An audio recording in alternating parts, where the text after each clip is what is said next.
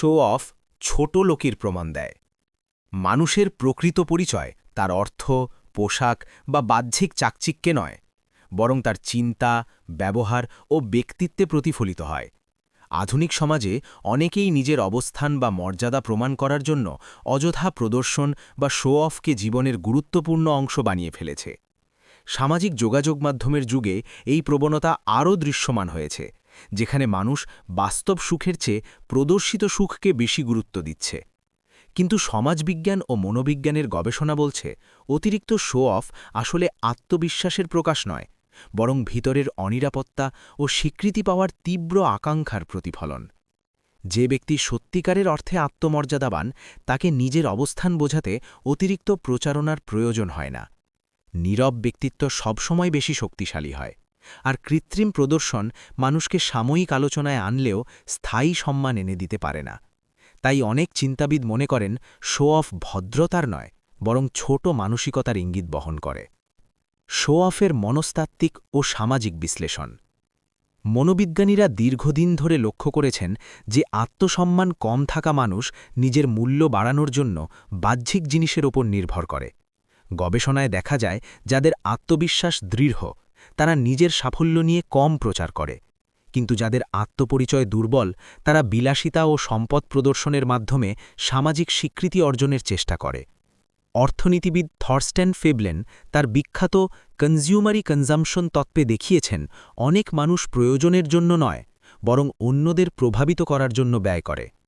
এই প্রবণতা সমাজে অস্বাস্থ্যকর প্রতিযোগিতা তৈরি করে এবং মানুষের মধ্যে তুলনামূলক হীনমন্যতা বাড়ায়।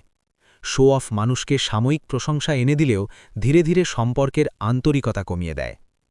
কারণ মানুষ বাহ্যিক আড়ম্বরের চেয়ে আন্তরিক আচরণকে বেশি বিশ্বাস করে।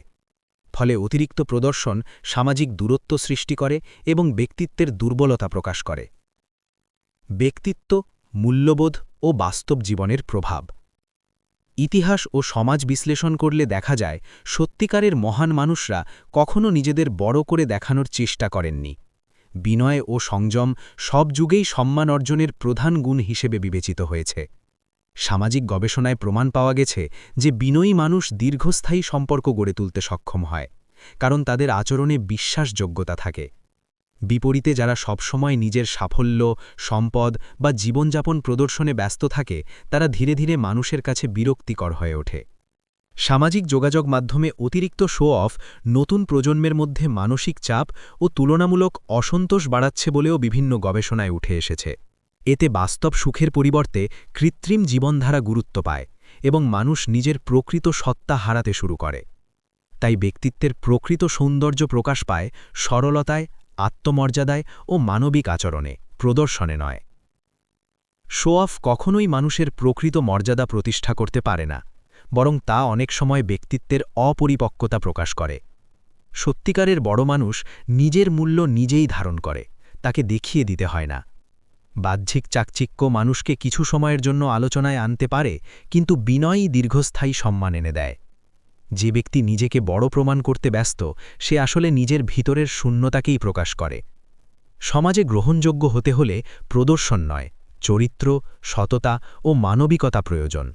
তাই আমাদের উচিত শো অফের সংস্কৃতি থেকে বের হয়ে সরলতা ও সৌজন্যের চর্চা করা, কারণ প্রকৃত আভিজাত্য থাকে আচরণে, প্রদর্শনে নয়।